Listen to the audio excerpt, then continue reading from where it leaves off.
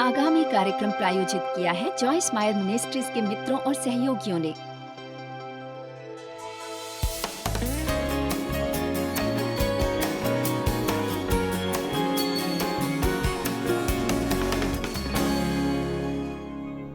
गुमसुम साल क्या है? गुमसुम साल वो है जब क्या हो रहा है समझ नहीं आता। परमेश्वर से कुछ भी नहीं सुनते, कुछ भी दिखाई नहीं देता, कुछ भी महसूस नहीं होता। शैतान कहता आप सनक गए हैं। आप हर मुमकिन कोशिश होश के लिए करते हैं। मुझे लगता है यहाँ के कई लोग उन्हीं गुमसुम सालों में भटके हुए हैं अभी भी। वचन 2, यहोवा ने मुझसे कहा, दर्शन की बातें लिख दे, वरन पत्रिकाओं पर साफ साफ लिखते कि दौड़ते हुए भी वो सहजता से पढ़ी जा सके। वो कह रहे हैं कि तय हो कि अपनी जिंदगी के लिए पाए दृष्टिकोण को परमेश्वर ने वो वचन आपसे कहा है। परमेश्वर के वचनों में जो प्रतिज्ञाएं आपको मिली हैं, तय है कि आप उन्हें अपने सामने रखेंगे, जहां उन्हें आप कई बार और फौरन देख सकेंगे, क्योंकि दुनिया में इतना कुछ होता जा रहा है और ढेर सारी बातें जो दुश्मन के खेद में है, जो हमारे दिमाग में आती जाती रहेंगी। परमेश्वर के वचन के विरोध में ऐसी स्थितियां भी आएंगी कि अगर हमने परमेश्वर के दृष्टिकोण को अपने सामने नहीं रखा तो उन्हें हम भूल भी सकते हैं। आपकी जिंदगी में कम से कम एक लक्ष्य, एक सपना, एक नजरिया तो होना चाहिए। हर एक को पूरे समय सेवकाई करने का बुलावा तो नहीं आता, लेकिन ऊपर उठने का बुलावा आता है। सबको बढ़ने का बुलावा है, चलते रहने का। शायद आप सिर्फ कर्ज से मुक्त होना चाहते हैं, शायद आपका नजरिया अपने में बदलाव देखने का हो। खुद में ऐसी कई बातें पाई हो जो परमेश्वर के वचन नहीं मानते और आप उन्हें बदलना चाहते हो। शायद आप बहुत गुस्से वाले बदमिजाज इंसान और आपका नजरिया शांति और आनंद का है और जिंदगी के मजे लेने के लिए शायद आप अभिनेता या अभिनेत्री बनना चाहते हो, शायद आप एक गायक बनना चाहते हो, या शायद एक प्रचारक बनना चाहते हो, या फिर कोई मिशनरी बनाना चाह रहे हो। खैर जो कुछ भी हो, उम्मीद है कि आपके पास वैसा कोई लक्ष्य हो जिंदगी का, और आपको वो नजरिया सामने रखना होगा, क्योंकि शैतान सपने चुराता रहता है। वो हमेशा हमारे सपनों से दूर करता है हमें, या उस जितना ही बुरा करवाता है। वचन से पहले पैदा करना, उसे खुद जन्म देने की कोशिश करना, परमेश्वर का इंतजार करने और उनके करने लायक चीजों को होने की बजाय कितने लोग मानेंगे कि परमेश्वर का इंतजार मुश्किल हो जाता है। उस लक्ष्य का एक नियत समय है और वो पूरे होने की ओर बढ़ रहा है। वो धोखा या निराशा नहीं देगा, हालांकि इसमें समय लगेगा, रुकना पड़ेगा, क्योंकि वो होकर रहेगा। वो अपने नियत समय पर आनाकानी नहीं करेगा। वो लक्ष्य नियत समय पर ही पूरा होगा। नियत समय की दिलचस्प बात यह है कि उसका किसी को पता नहीं है। सुनने में आत्मिक लगता है, हाँ कहता हूं समय पर तुम्हें मिलेगा, हाँ कहता हूं समय पर तुम्हें मिलेगा, और हम ये जानकर उत्साहित होते हैं कि परमेश्वर का वचन मिला, पर सच में ये हमें अभी नहीं मिला, क्योंकि कब ये परमेश्वर ने नहीं बताया। वो उन पर हमारा विश्वास चाहते हैं कि हमारा वक्त उनके हाथों में है। अब परमेश्वर के कर्मों का एक बच्चे पर देखना चाहते हैं, या बीवी या माँ बाप पर असर। कब परमेश्वर कब मैं नहीं जानता। कब की चिंता ज्यादा मत कीजिए। ये सोचिए कि इंतजार के समय आप कैसा व्यवहार कर रहे हैं। क्या मैं इसे फिर से कहूं जिससे सबको याद रहे? आपको आपका मौका कब मिलेगा उसकी परवाह मत करो। इंतजार करते समय आपका व्यवहार कैसा होगा इसकी परवाह करो अपने जीवन में। परमेश्वर के हर कर्म के पीछे उसका एक उद्देश्य है। देख, उसका मन फूला हुआ है। वचन 4, उसका मन सीधा नहीं है, परंतु धर्मी अपने विश्वास के द्वारा जीवित रहेगा। अब घमंडी व्यक्ति खुद चीजों को करना चाहेगा, जो कि बहुत बहुत ही बुरा है। हमने एक स्थिति देखी जहां परमेश्वर ने इब्राहिम और सारा को पुत्र देने की प्रतिज्ञा की और उसमें जरूरत से अधिक समय लग रहा था। फिर उन्होंने कुछ सूझा, उन्होंने एक योजना बनाई और इश्माइल हुआ, जो कि उनके देह से बना एक बच्चा था। वो पवित्र पुस्तक की पूरी आज्ञा का प्रतिनिधि है, हमारे कर्मों से परमेश्वर से संबंध बनाने की हमारी कोशिश का। और आखिर में इसहाक आया जो प्रतिज्ञा के अनुसार पुत्र था। इश्माएल का मतलब लड़ाकू इंसान है, इसहाक का मतलब है खुशी। आप हमारे साथ चमत्कार, आनंद और खुशी पाए या फिर हर समय लड़ते रहें, ये उस पर निर्भर करेगा कि आप हर मसले को सुलझाकर अपनी जिंदगी या परमेश्वर का इंतजार करते हुए परमेश्वर के सही कर्मों का इंतजार करेंगे।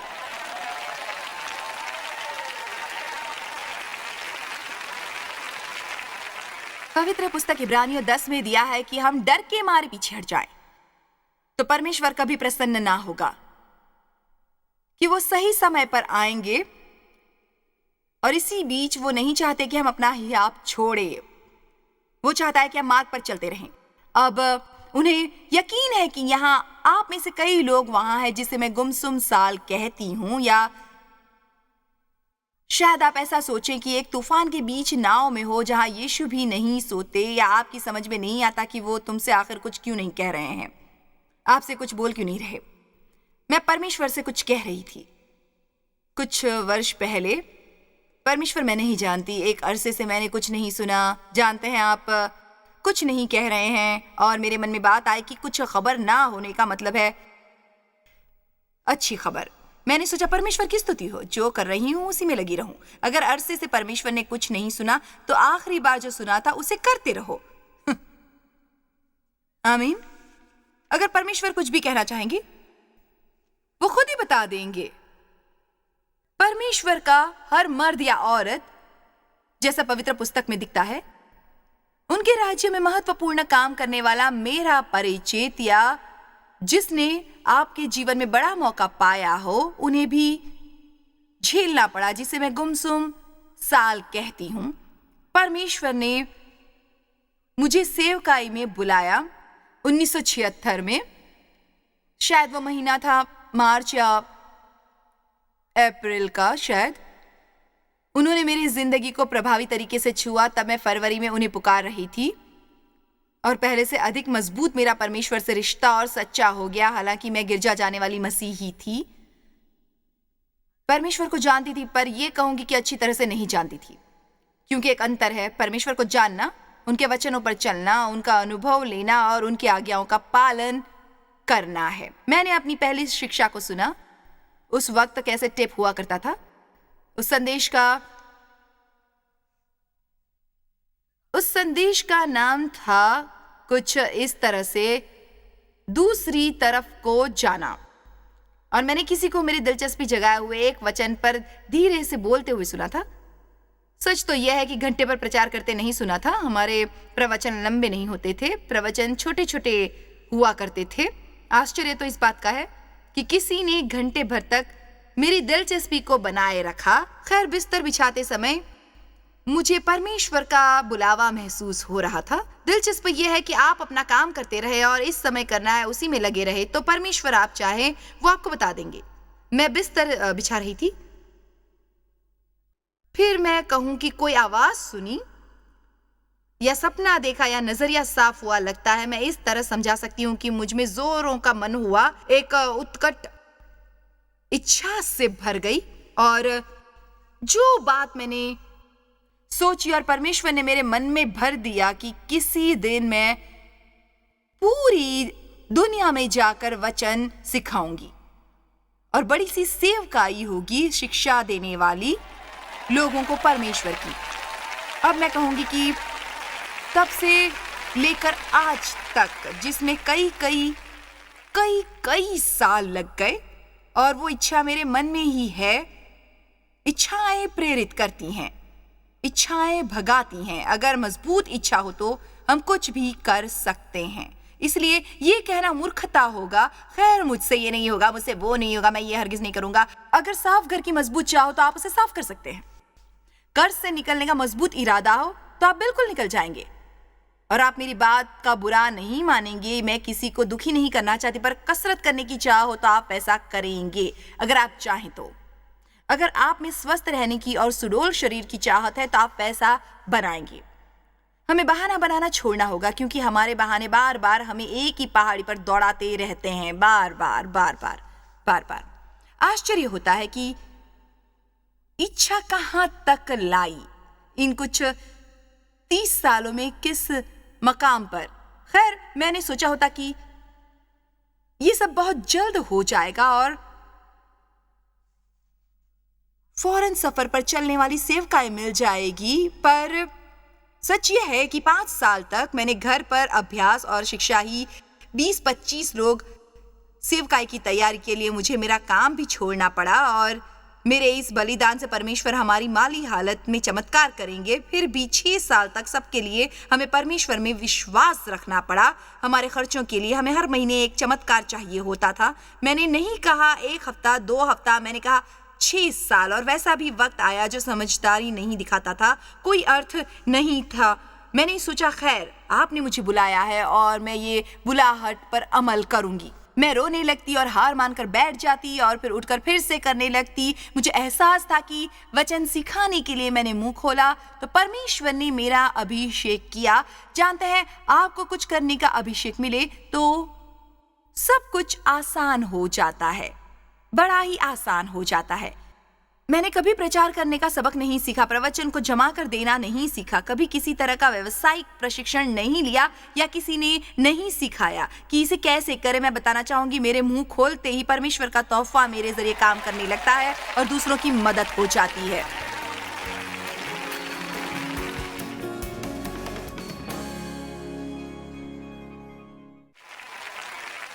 पाँच साल, कुछ दिन नहीं, 5 साल तक एक दंपत्ति को घरेलू पवित्र पुस्तक सिखाती रही। उसके लिए कोई पैसा नहीं मिला। उनके जाने के बाद घर की सफाई में मदद करने वाला कोई नहीं होता। लोगों की शिकायत बुदबुदाने सुलझाने का मौका मिल ही जाता, या पवित्र पुस्तक के अभ्यास में भी। पर वो आते रहे, मैं प्रचार करती रही, और वो आते रहे, मैं प्रचार करती रही। फिर 5 साल के बाद परमेश्वर ने कहा, देखो कुछ नया करता हूं। बात बन गई। खैर, 1 साल तक मैं बैठी रही, जैसे परमेश्वर ने किसी एक कोने में रख दिया जहां मैं कुछ नहीं कर रही थी। तो मैं उलझ सी गई और उसी साल के भीतर शैतान ने मुझे विश्वास दिया कि मैं सेवकाई वगैरह छोड़कर एक काम करूं जो एक आम औरत का हो। तो मेरी पड़ोसन ने मुझे सिलाई सिखाना चाहा और मैंने घर के पिछवाड़े डेव से टमाटर उगाने की बात की। मैं टमाटर का डिब्बा बंद और पति के कपड़े सिलने जा रही थी और वो पूरा साल एकदम बुरा था। टमाटर से नफरत थी, कपड़े सिलने से भी। फिर मैंने डेव के लिए एक पैंट सिली थी जो पूरी होने के बाद कुछ इस तरह सिलाई थी कि उसकी जेब बाहर निकल आई पैंट के नीचे से। आप जिसके लिए अभिषेकित नहीं है उसे छोड़कर वो क्यों नहीं करते जिसके लिए आप अभिषेकित हैं। टमाटर चुनने का समय आया। डिब्बों का उपकरण तो था। रात भर में ही काले कीड़ों का झुंड आया। काले ही होंगे क्योंकि टमाटर में काले छेद थे और मेरे टमाटर खराब हो गए। और मैंने फौरन 2 घर छोड़कर उसके बाद वाले पड़ोसन को आवाज दी और फिर मैंने कहा कि टमाटर खराब हो गए, कीड़ों ने उन्हें खा लिया। वो भागकर बाहर गए। फिर उसने देखे कि उसके वहां टमाटर जो उगाए थे वो ठीक थे, उन्हें कुछ नहीं हुआ था। मुझे परमेश्वर पर गुस्सा आया कि मेरे साथ ही ऐसा क्यों हुआ। उसने कहा, तुम्हारे टमाटर को बचाने की मेरी जिम्मेदारी नहीं है, मैंने तुम्हें टमाटर उगाने को नहीं कहा। तो वो पूरा साल मूर्खता से भरा था और मैंने सोचा कुछ नहीं हो रहा, कुछ नहीं हो रहा, कुछ नहीं हो रहा, कुछ नहीं हो रहा। पर जानते हैं क्या, कुछ हो रहा था, क्योंकि मैंने उस साल में सीखा कि मुझे अगले चरण ये पहुंचने के लिए सीखना ही था। मुझे दूसरों से तुलना नहीं करना सीखना था और यह महसूस नहीं करना था कि मुझे अपनी बजाय कोई और होना चाहिए जो कुछ भी आम हो। मुझे दुनिया की तरह सोच नहीं बनानी है, मुझे परमेश्वर के पीछे जाना था और परमेश्वर चाहे तो मुझे उतना ही ज्यादा अनोखा बनने की जरूरत थी। मुझे उतना ही ज्यादा अनोखा बनने की जरूरत थी। परमेश्वर ने उस साल तक इतना कुछ किया लेकिन मेरी हालत के लिए कुछ नहीं किया।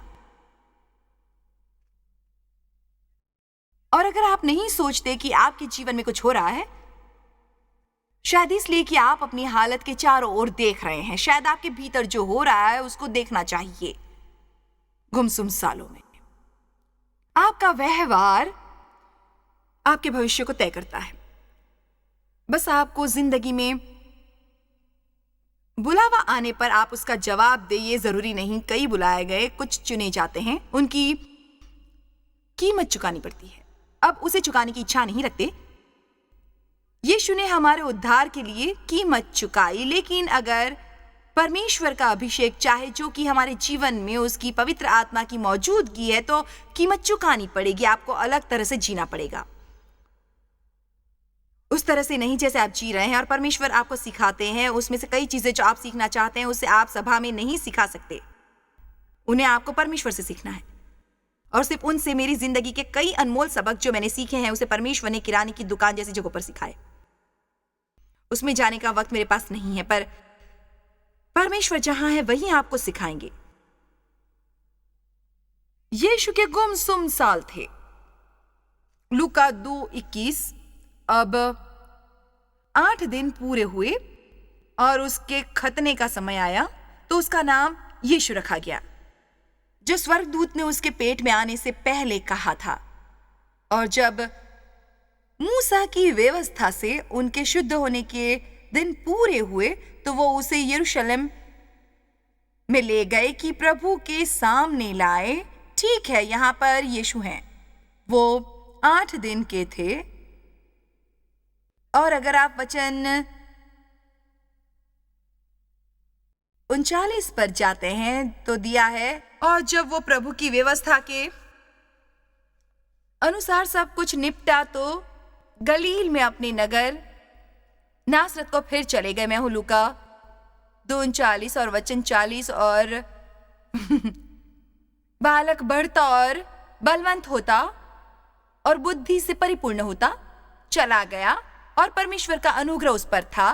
तो हम 8 दिन के यीशु को देखते हैं, और दिलचस्प ये है कि हम उनके 12 साल का होने तक पवित्र पुस्तक में एक वचन भी नहीं सुन या देखते हैं। और पवित्र पुस्तक कहती है, सिर्फ इतना ही कहती है, वो सिर्फ इतना ही कहती है कि वो बढ़े बढ़े। उफ,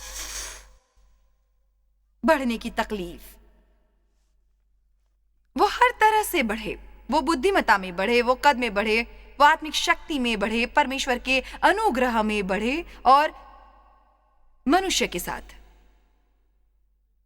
जब वो 12 वर्ष का हुआ, 42वें वचन में, तो वो पर्व की रीति के अनुसार यरूशलेम गए। और जब वे उन दिनों को पूरा करके लौटने लगे, तो वो लड़का यीशु यरूशलेम में रह गया, और वो उसके माता पिता नहीं जानते थे।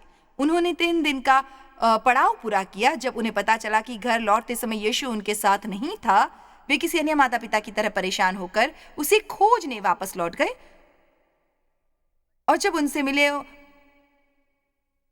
उनसे उन्होंने कहा, वचन 46, और 3 दिन के बाद उन्होंने उसे मंदिर में उपदेशकों के बीच में बैठे उनकी सुनते और उनके प्रश्न करते पाया। और जितने उनकी सुन रहे थे वे सब उनकी समझ और उनके उत्तरों से चकित थे। उनकी जिंदगी में परमेश्वर का हाथ पहले से ही था, उनकी जिंदगी में पवित्र आत्मा का अभिषेक पहले से ही था। उसकी समझ और उत्तरों से वचन, तब वे उसे देखकर चकित हुए। और उसकी माता ने उससे कहा, हे पुत्र, तूने हमसे क्यों ऐसा व्यवहार किया? देख, तेरा पिता और मैं कूदते हुए तुझे ढूंढते थे। उसने उनसे कहा, तुम मुझे क्यों ढूंढते थे? क्या नहीं जानते थे कि मुझे अपने माता पिता के भवन में होना अवश्य है? फिर भी मुझे कुछ और दिलचस्प मिला। उसके पिता के व्यवसाय में अभी उनके जुड़ने का समय नहीं आया था, क्योंकि वे उसे घर से ले गए और वो वहीं 18 साल तक रहा। और पवित्र पुस्तक कहती है कि वो बढ़ते रहे, वो बढ़ते रहे। तो यीशु भी, तो जिन चीजों में आपका विश्वास है कि आपको करना चाहिए, उन्हें करने में कोई पाव नहीं है। तो आपकी जिंदगी में परमेश्वर का बुलावा आए जिसे आपके विश्वास से परमेश्वर करवाना चाहते हैं, तो आप इतने उत्साहित हो जाएंगे। सावधान रहिएगा कि उन्हें दैहिक रूप से परमेश्वर के वचन से पहले करने लग जाएंगे। तो समय से पहले जन्म होना आसान है, या इतना निराश हो जाएं कि आप सब कुछ फेंक फाक कर हार मान लेते हैं। आपसे कुछ कहना चाहूंगी, हार मानने में विशेष प्रतिभा नहीं चाहिए, कोई भी कर सकता है। लेकिन आपके जीवन में पवित्र आत्मा की शक्ति है जो आपसे निकलती है और ऐसे काम करवाती है जो आम लोग नहीं कर सकते।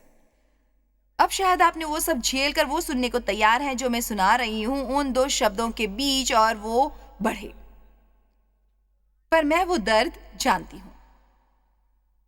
12 वर्षों का इंतजार, 8 साल का और 12 साल का। और मैं सोच सकती हूँ कि वो अपने पिता का व्यवसाय फैलाने में कितने उत्सुक थे। फिर वो घर को ले गए। जरा वचन 51 को देखिए। तब वो उनके साथ गया और नासरत में आए। ये मुझे पसंद है। और उनके वश में रहा। देखा, उनमें से कुछ को वश में रहना सीखना पड़ता है। अधिकारियों के नीचे, खासकर जब परमेश्वर ने हमें किसी दूसरे पर अधिकार जमाने से पहले दिया है, बहुत पहले। ओके, मैं वहां पर आकर आपसे बातें करूंगी क्योंकि सिर्फ आप ही समझदार हैं।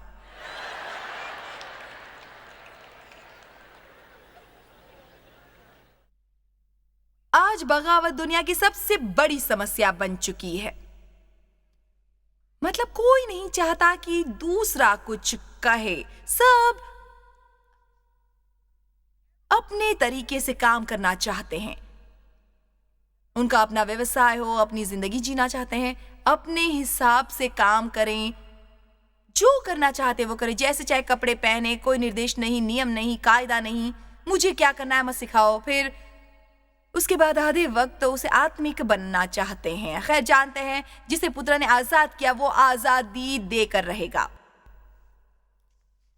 मुझे बस आत्मा निर्देशित कर रही है। नहीं, अगर आत्मा से निर्देशित हो रहे होते, बस दूसरे के वश में रहना जानते। आपको बढ़ना होगा। हमें उतना बढ़ना होगा कि हम अपने अधिकारियों की बात माने, भले ही हम नहीं करना चाहते, भले ही हम उनसे सहमत नहीं हो और पाप के बारे में नहीं कह रहे, और भले ही हम उनसे सहमत नहीं हो, हमें मुस्कुराते हुए और अच्छे रवैये के साथ करना है। 1 मिनट रुकिए, बात पूरी नहीं हुई और हमें उनके पीछे नहीं जाना है।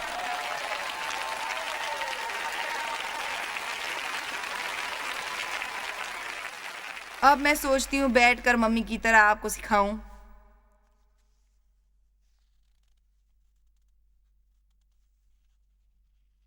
देखिए, परमेश्वर ने दूसरा काम किया। मेरी सेवकाई के अगले चरण में शहर के गिरजा में काम करने लगी। वो नया सा गिरजा था। तब मैं 36 साल की थी और उस गिरजा का फादर था 26 का नौजवान। और तब आप कुछ ज्यादा नहीं सीखते, पर कुछ भी आप नहीं जानते। और मैं यहाँ मुंह फट आक्रामक औरत थी जिसे परमेश्वर ने गिरजा में सिखाया। और वो नौजवान जिससे मुझे जैसा व्यक्तित्व था, तो इतना ही कहूंगी कि हम दोनों के बीच में अनबन कई सालों तक चलती रही। पर उसने और उसकी बीवी ने आशीष दिया और मुझे औरतों के पवित्र पुस्तक अभ्यास करवाने दिया, जिनकी संख्या हर सप्ताह 400 हो गई। फिर उसके हम रेडियो के एक स्टेशन पर आने लगे। फिर आखिरकार 5 साल बाद परमेश्वर ने कहा वक्त है जाने का, उत्तर, दक्षिण, पूरब, पश्चिम। और उसके बाद तो इतिहास ही रचा गया। एक रेडियो स्टेशन 8 बन गए और आखिरकार 150। और फिर हर साप्ताहिक टीवी आए, फिर दैनिक टीवी आए। और जानते हैं वो चलता रहा। पर कह नहीं सकती कि यहाँ का समय पाने के लिए मुझे क्या क्या करना पड़ा। और बैठकर ये कहना आसान है, खैर काश जॉयस जैसी सेवकाई मेरे पास होती, मांगने से कुछ नहीं मिलेगा। खैर काश मैं उस महिला जैसी दिखती जो 4% फैट वाली है। यार काश मैं 31 साल में भी डेव मायर जैसा खूबसूरत लगता। ये सोचने से नहीं होगा, बिल्कुल भी नहीं। वो 50 साल की उम्र में भी कसरत करते थे, वो काम नहीं छोड़ते थे। वो लोगों के लिए आशीष हैं। मैं आपको कुछ बताना चाहूंगी, परमेश्वर के कहे अनुसार काम करने से आप उतने ही खूबसूरत और कम उम्र के दिखने लगेंगे।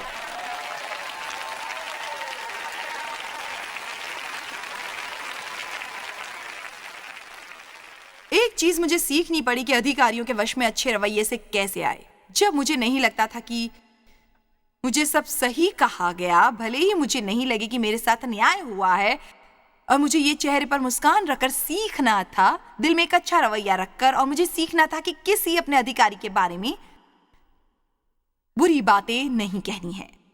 हो सकता है मुझे जब तक विश्वास नहीं होता कि आप समझते हैं तब तक यही कह सकती हूँ, और आगे बढ़ना भी वैसे बेकार होगा। हमें यही बात बार बार करनी पड़ेगी।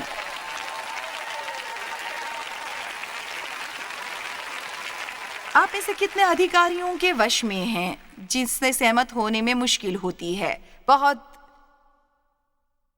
खैर, वहां देखो, आप दुर्व्यवहार के बाद भी टिके हुए हैं। मैं मानती हूँ कि परमेश्वर उससे आपको क्या सिखाएंगे। वो सिखाएंगे कि अधिकारी बनने पर दुर्व्यवहार हो तो कैसा महसूस होता है। तब आप उनसे अपने जैसा दुर्व्यवहार नहीं करेंगे।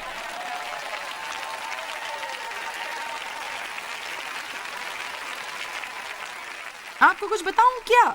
सरप्राइज! परमेश्वर अपने कर्मों को जानते हैं। मैं आपके भविष्य के लिए अपने सपनों, उम्मीदों, नजरियों को न छोड़ने का उत्साह देना चाहती हूँ। भले ही आपकी उम्मीद से कहीं ज्यादा आपको इंतजार करना पड़े, यकीन रखिए कि परमेश्वर आपकी जिंदगी में कर्म करते हुए सही समय को जानते हैं। मैं इस स्रोत का फायदा लेने को उत्साहित करूंगी। मैं बताना चाहूंगी, परमेश्वर आपसे बहुत प्रेम करते हैं और चाहते हैं कि आपका आज का दिन अच्छा बीते। परमेश्वर का आशीष आपको मिले।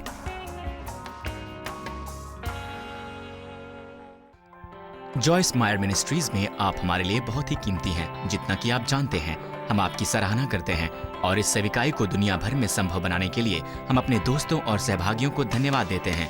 हम साथ मिलकर भूखों को खाना खिलाते हैं, गरीबों को कपड़े देते हैं और कई देशों में सुसमाचार बांटते हैं। अपना प्रार्थना निवेदन भेजने के लिए कृपया आज ही संपर्क कीजिए joycemeyer.org पर। हमारे स्रोतों के बारे में और भी जानिए। जॉयस की सभाओं की सूची देखिए हमारे साथ सहभागी बनने के लिए, क्योंकि हम दुनिया भर में मसीह के प्रेम को बांटते हैं। इसका खर्च उठाया है जॉयस मायर मिनिस्ट्रीज के मित्रों और सहयोगियों ने।